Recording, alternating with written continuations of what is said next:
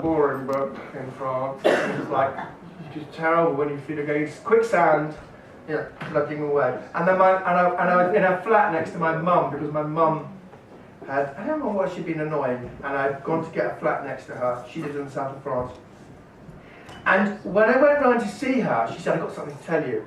And she said, "I decided that I'm going to kill myself before they take me away to a home, or I fall into dementia, or I just basically fall to pieces. I don't want to die in a hospital. I want to die here, in the place and the time and the manner of my own choosing, and I need you to help me." And it completely came out of the blue. And I remember I walked back after she said that to me, and I wrote it into my diary. And then the next day or two, I was really looking at this crap book I was writing, and I read the diary, and I thought, "Oh, that's much more exciting." So I thought what I would do was to encourage my mother to do it and take notes. The problem was that my mother wasn't quite as reliable or gutsy. Well, she kind of is reliable and gutsy, but in a different way. But the year that followed, in which she's claimed to be planning to kill herself, and I'm like really wanting to get to the end of the book and everything. I wrote like a diary of what happened, and that is the book. And there's only one other thing I need to mention, which is like obviously I didn't tell her I was writing it because I was incredibly rude about her. Because all my life she's like really been a controlling factor in my life. I'm sure there are no controlling mothers or controlled sons in this room, so I will explain it to you. So I was really scared to be myself and scared to say what I was really thinking because she's so formidable. But in this book, I would go like really apeshit when I say terrible things like that because I thought she was going to be dead. It was finished.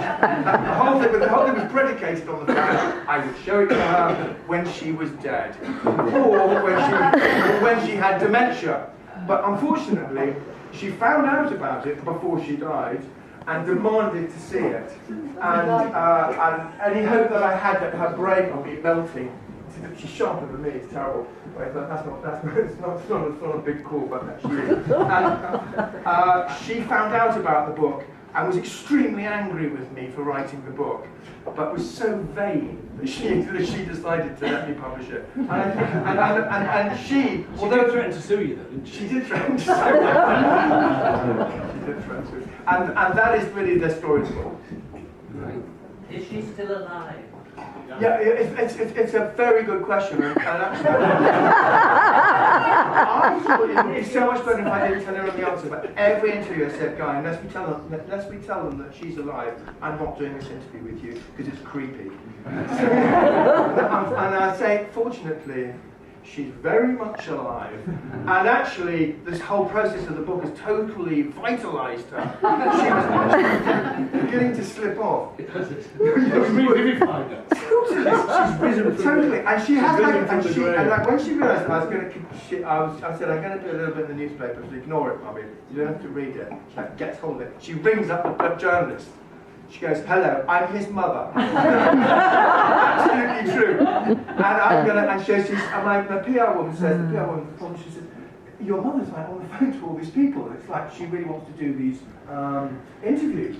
So I said, "Well, why not? It's great. Let her do it." So she ended up with a kind of interview schedule that would like make an ex-contestant. X Factor contestant Blanche. She was on the radio the whole time. She was in newspapers, and she the other day on national radio we did an interview together, and I thought that's quite good. She came on the line because she was in France. She came on the line, and I said to the interviewer, "God, she sounds more alert than I do." And then she roundly abused me on national radio. He's a total liar. Don't believe anything he said. I said, there's like a million people listening. She refers to it as our book, doesn't she? Yeah, she does. Genius. I've met Susie actually, and I can honestly say that everything he says is true. You would not mess with her. She really is a force of nature. And obviously she had you, and she's your mum, so there's something in that, isn't there? You're no pushover yourself. I was going to ask you how it affected your relationship with your mum, but you've kind of covered that a little bit. We could probably return to that. But maybe I would like to ask you this. How has writing the book affected your relationship with old man death? Has it changed? Well,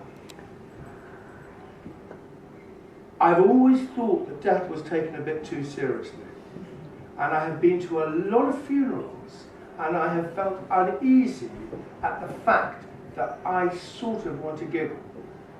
Not really just giggle out of nothingness, but I would see something funny, someone pretending to grieve, or someone who I know is really pleased that the person has died, and that is pretending to grieve as well, sorry.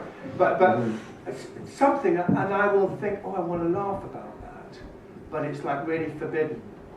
And I've had a weird relationship with death. My dad died when I was a little boy, and I think in a way that slightly fucked me up about death, because I certainly feel much less grief than anyone else. And I feel of my own death, when the time is ready, bring it on. Now you may find me quivering, going, no, doctor, give me, there must be something you can do. there must be another operation. But I hope, anyone know that the poet Jock Scott, he was a lovely man, a bold man, a Scotsman. Jock Scott, do you know Jock Scott? Yeah. And Jock got cancer, and they said, here's the course of treatment, da-di-da-di-da, and he said, no, I will do this, you know, I'm going to die, and I'm going to die of cancer, and I'll take it on the chin. Give me a bottle of scotch.